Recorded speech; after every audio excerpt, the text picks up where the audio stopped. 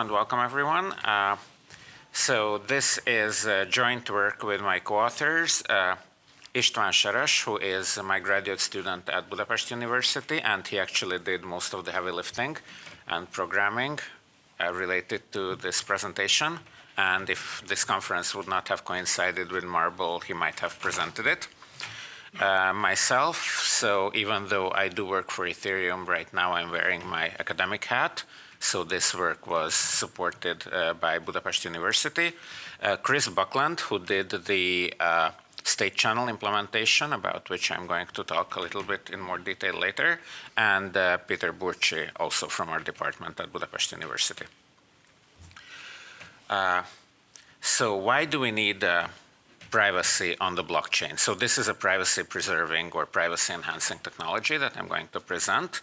And even though some people say that, if you did nothing wrong, you have nothing to hide, but I would beg to differ. First of all, if you're using cryptocurrencies and you pay at a coffee shop, then the barista will actually know how much money you have, which is not necessarily what you want. But the barista actually knows more than that.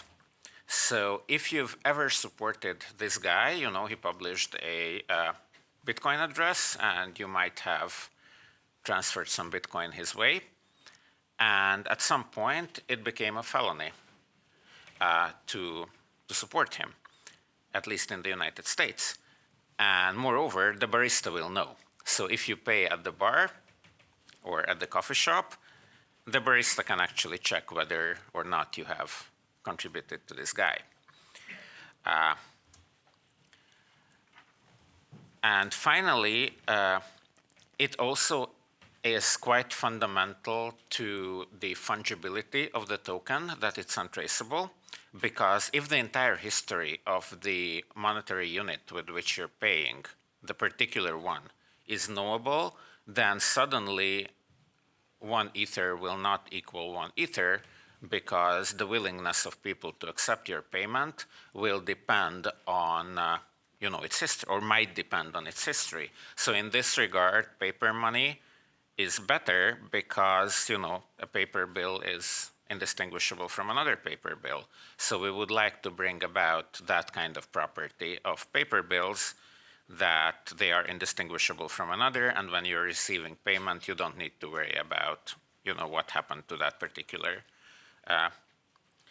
note in the past. So that's the motivation for our work. And so this is from the Twitter of István, who is my student and worked a lot on this project. And you can see that people actually do understand that on Twitter, that it actually is a important topic to have privacy on the blockchain. So let's do a little bit of overview. So the year 2018 was a very productive year in terms of privacy-enhancing technologies on the blockchain and in the cryptocurrency space in particular.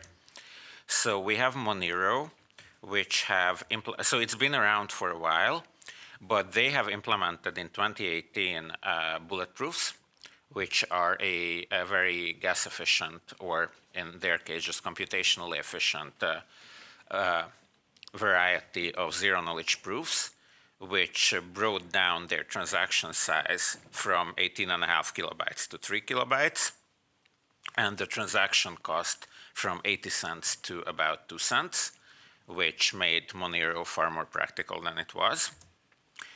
And we also have Zcash, which in 2018 introduced sapling, which took down transaction creation time on a computer from 40 seconds to 3 seconds. So it actually became feasible to do Zcash transactions on mobile devices. And the RAM requirement went down from 3 gigabytes to 40 megabytes, which again enormously widened the assortment of devices which are capable of creating Zcash transactions. So both Monero and Zcash became far more practical in last year. And what we did is kind of contributes to this same trend. But before I go to the details, let me introduce some basic notions about blockchain privacy. So it usually means two distinct things, and we're interested in both. One is anonymity, namely that when you receive a payment, you don't know where it came from, or you don't have to know where it came from. And the second one is confidentiality, meaning that observers of the blockchain, so the blockchain is a public record, everybody has access to the blockchain, and yet what we want to keep confidential is the amount, the details of the transaction. So where it came from, where it went, and what the amount is. And in particularly, when we distinguish between anonymity and confidentiality, usually anonymity means the sender and the recipient, whereas confidentiality means the amount. And if there's and the kind of currency maybe in which the payment happened, but that's not usually part of it. So we are aiming at both here. Traditionally, anonymity is achieved with coin mixers.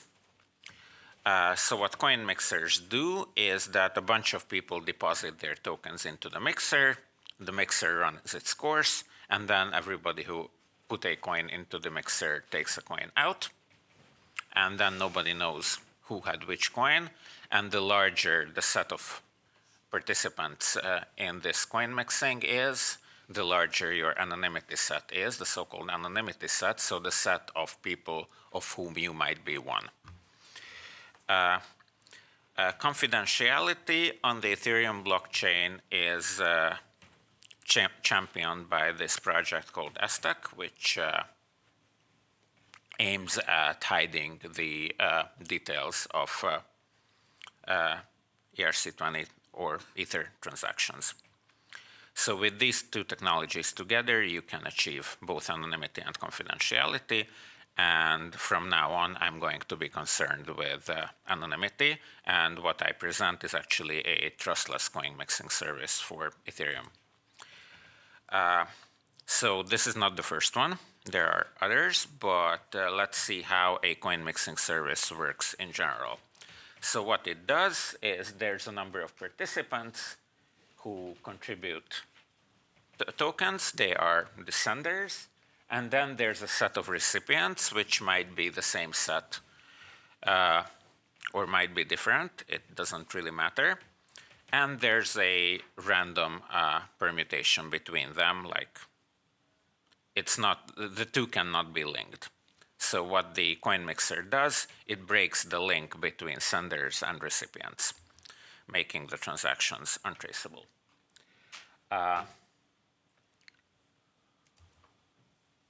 So what if the coin mixing service is done in a centralized fashion?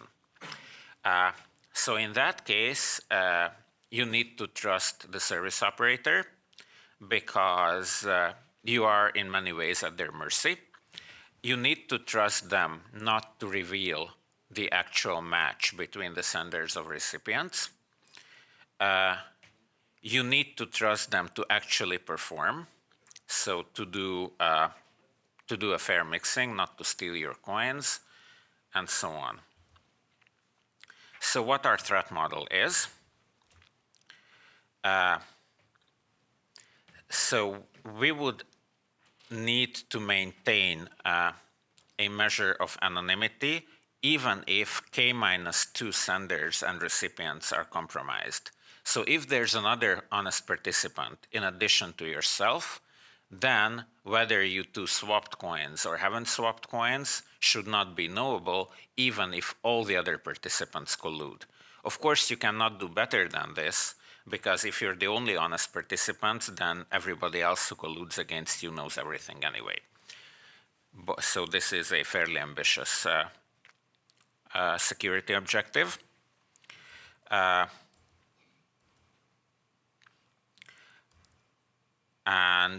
So this is basically an illustration to it. So if there are only two honest participants, the green and the blue guy in this picture, then even though the red guys know everything, what they do among each other, they can still not know which of the senders corresponds to which recipients.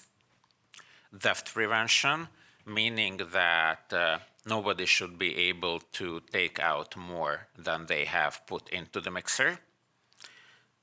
And availability, meaning that no matter what other participants do, you will always be able to withdraw if you have deposited. So those who deposited will always be able to withdraw, no matter what other participants do. So there's some previous work. One is Möbius, which is based on ring signatures, just like Monero. It has an important property that the complexity of withdrawals is linear with the number of participants, which means primarily gas cost in case of Ethereum. Complexity is measured in gas. Because of the actually high gas costs of withdrawal, the anonymity sets are quite small because they can easily fill up the entire block. The other previous work that we considered in our paper is Miximus, which is based on Merkle trees and the zero-knowledge proofs, ZK snarks in particular. It has a trusted setup, as everything ZK snark related, meaning that people who participate in the creation of the initial parameters of the ZK snark, at least one of them needs to be honest, because if during this trusted setup the so-called toxic waste, which is some data that is created during the trusted setup, is not reliably destroyed, then the zero-knowledge proofs can be forged. So it has constant transaction costs, both for deposit and for withdrawal, which is a great advantage, but the problem is that these costs are huge because of the verification of the ZK snark on chain. So what our objective is to create a mixing protocol that does not require any trusted setup. You don't need to trust us or anybody else. So it's entirely trustless in that respect. And is gas efficient in the sense that you don't need to spend as much gas as with the other solutions. So the cryptographic primitive that we use is the so-called Neff shuffle of public keys. So this has been around for, I think, about 10 years now, maybe even more. So this is well-established and well-understood cryptography.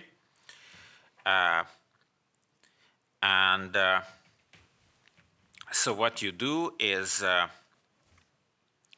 you take a number of public keys, which are generator elements multiplied by the private keys, and you multiply them by a secret scalar, C in this notation, and then you permute them.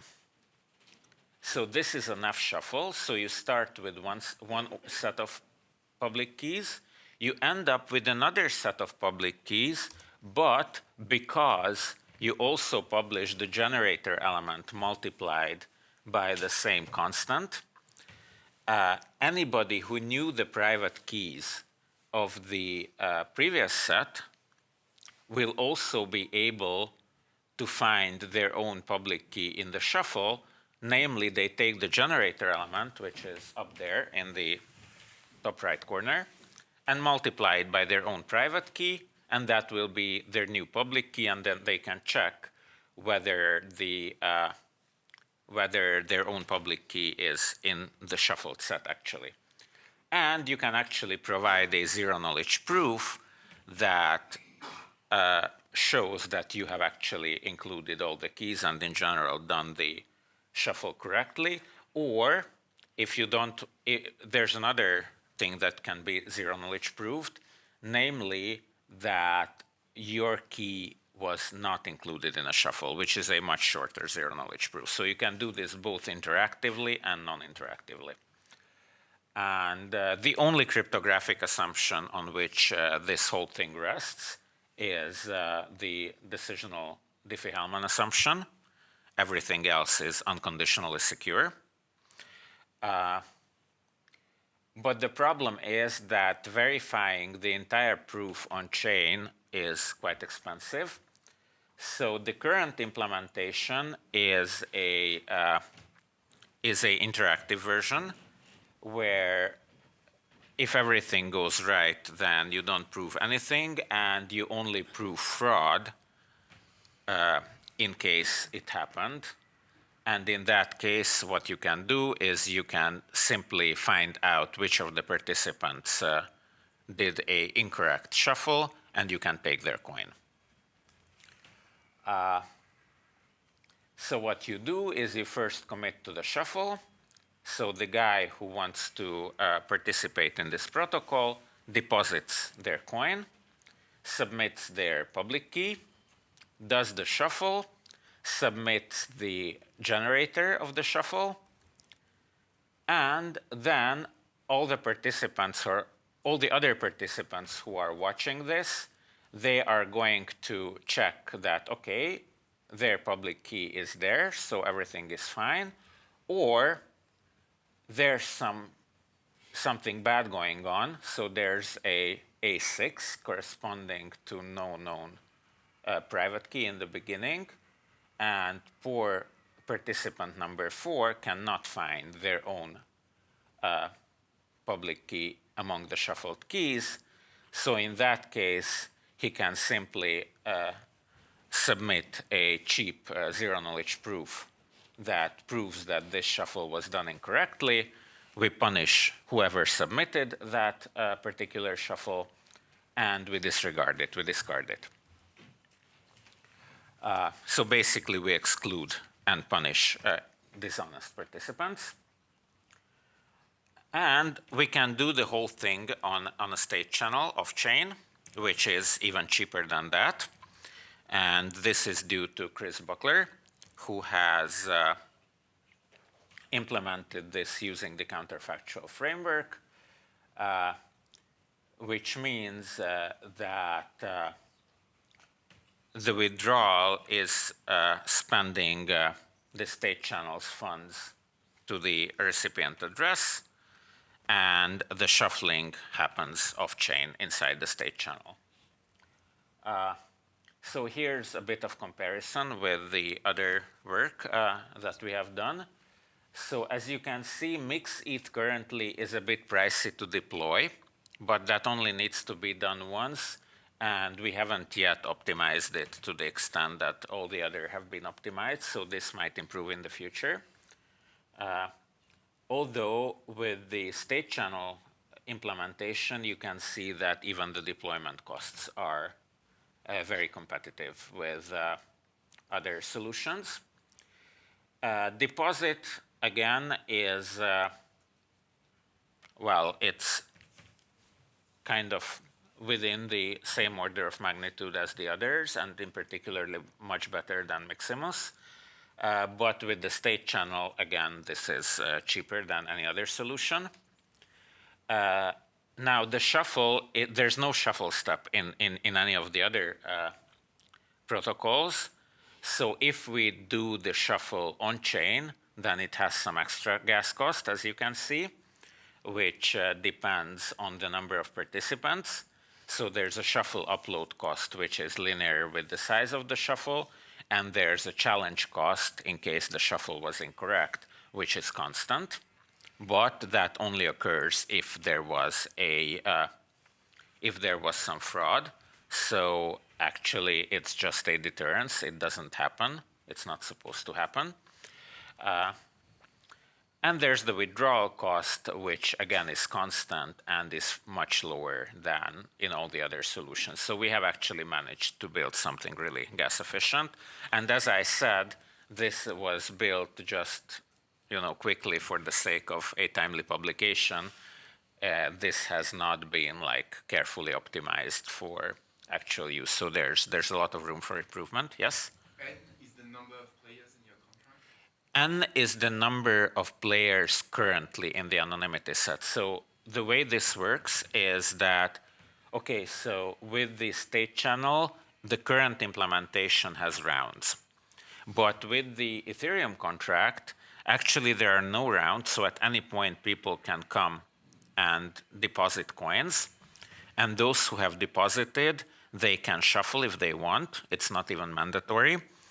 And those who have deposited earlier, they can withdraw at any time. So the size of the anonymity set can change over time. And whatever the current size is, that's the cost of, that's N in the shuffle, because the bigger the anonymity set, the longer the shuffle that you need to upload. And there's actually a very interesting attack that we have discovered earlier. So if you read older versions of the paper, it's not dealt with. Namely, that if you do so suppose you want to cheat. So you want to know the link between the depositors and the withdrawers, and somebody has shuffled, some honest participant, and you don't want to lose track of who is doing what. And so what you can do is, instead of using their shuffle, you can use an earlier shuffler, which was created by one of the colluding parties. And you shuffle starting with that shuffle. And in order to deal with this, what you need to do in order to prevent this kind of fraud, that you disregard an honest shuffle and just continue from a compromised shuffle, is that in addition to the shuffle, you need to submit a zero-knowledge proof that your generator element and the generator element of the previous shuffle, you know the corresponding secret coefficient C. So you can actually prove that.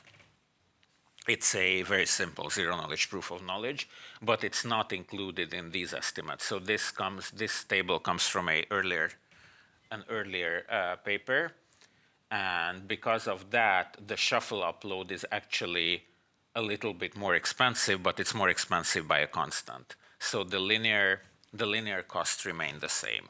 It's just that the constant is a few thousand gas more expensive. So here's another table which kind of shows you the communication overhead of the various mixing services. There are not only Ethereum-based services included here, but also things on other blockchains, Bitcoin in particular. And there's also the centralized versions, which have the kind of trust problems that I highlighted. And as you can see, that in terms of communication overhead, the state channel, both MixEth, the on-chain MixEth and the state channel MixEth, written by Chris Buckland, they compare quite favorably, which means that basically at this day and age, there's no justification and no reason for using centralized services. They're basically obsoleted by cryptography. So here are a few references which can help you understand our work and related work. The Twitter account is not mine, so this is István's Twitter account, and as I said, he is the actual developer of the Solidity code of the contract, and he is going to maintain it, and it will be his Twitter where any improvement will be announced, and we are hoping to improve on it because there are many opportunities for improvement. So the code can be optimized, there will be some front end, and we can also add, so there's a very new cryptographic development, it came out last year, that you can use bullet proofs for proving shuffles, which means that we can get rid of the requirement that all participants need to keep a careful watch on what's going on. And that will make the setup trustless and not require constant online presence by those who have funds in the mixer. So basically what you can do, you can submit funds to the mixer, you can keep your private keys, then the mixer keeps working, and whenever you need the funds, you just withdraw them. And in this case, you can have the benefit of a very large anonymity set of everybody who used the mixer in the meantime. And you don't have to be online because you don't have to watch that your funds were not stolen by a dishonest shuffler, because the bulletproof will take care of that. So no shuffle can be uploaded which misses some public keys. So that's the next step that we want to take, to include bulletproofs of shuffles. So this concludes my presentation, and if you have any questions, I will be happy to answer them.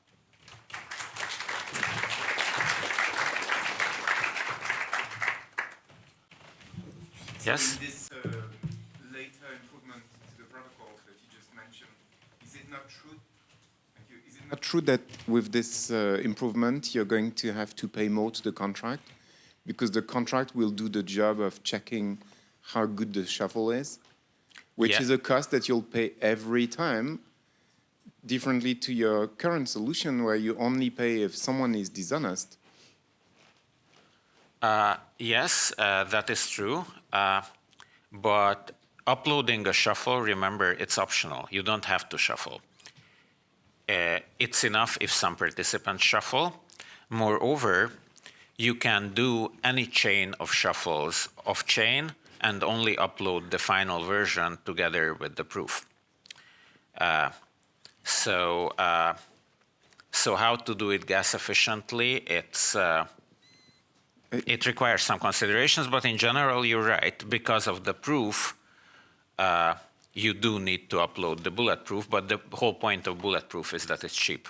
I think, sorry, so to follow on that, I think, so efficiency, communication complexity and all that stuff, gas consumption, that's one part of the equation. But you also want to do a different type of computation, which is more statistical, which is the price for a certain amount of frequency of dishonest players, which would compute like what economists, I guess, would call some kind of social planner optimization. Because, you know, it matters to, you know what I mean, right? It matters to one player how efficient the contract is, but from the point of view of who is putting out this kind of technology, what matters is how much gas is consumed overall to get good shuffling. Right. Do we have other questions? Yes?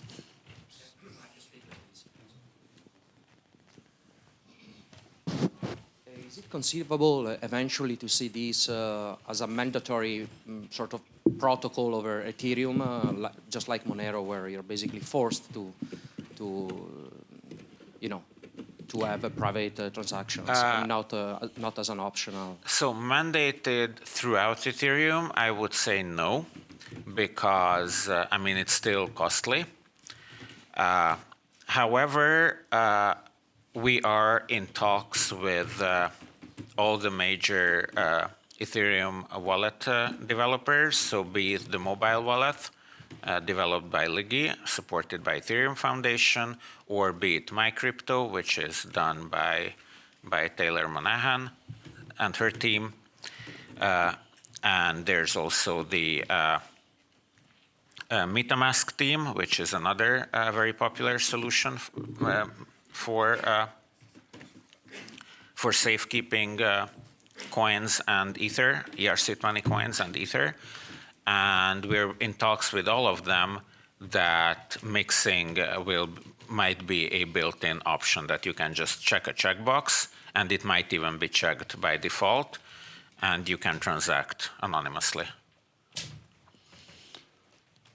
So maybe one more question?